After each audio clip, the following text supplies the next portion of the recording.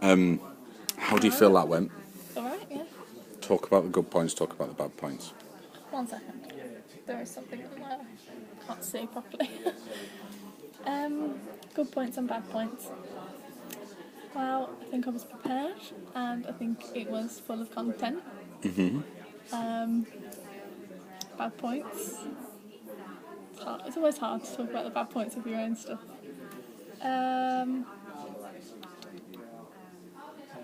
Maybe a bit more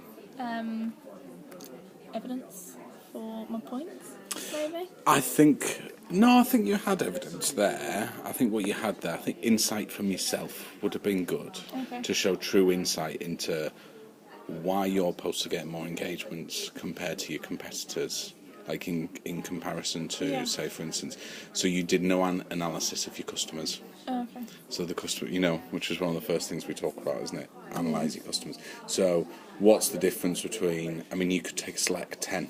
Do you know what I mean? Take 10 people from MediaCom, 10 people from there, 10 Yeah. people from this. This is quite advanced stuff. But 10 people on those things and have a look at what those people are like, or the 10 of the likes, do you know what I mean? Yeah. And why they're engaging, and then why the other people not engaging. Is there a similarity? Is there a trend? Is there any pattern?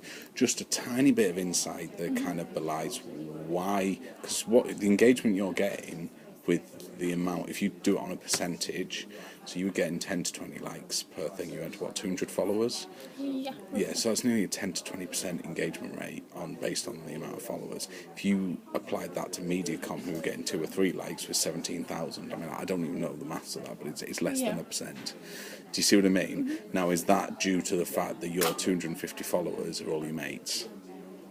So they're going to engage with it, and the MediaCom ones aren't. So that means your engagement is actually no use, because are you being engaged by your customers, or are you being engaged by your mates? I'm not saying you are, I'm just saying no. Yeah. You need to. I think that is probably the only thing. Otherwise, I think it was well structured. I think you got a sense. I think you, from doing this work, because before when I said doing social media, you didn't believe that you needed to do it. Yeah. But now you've looked at what other people are doing and thinking, because you barely do it, do you, Craven Lamb? Yeah. Every now and again. So you can see that there is some value in it, and getting a message across and getting a value and getting a brand. You wouldn't use it to sell.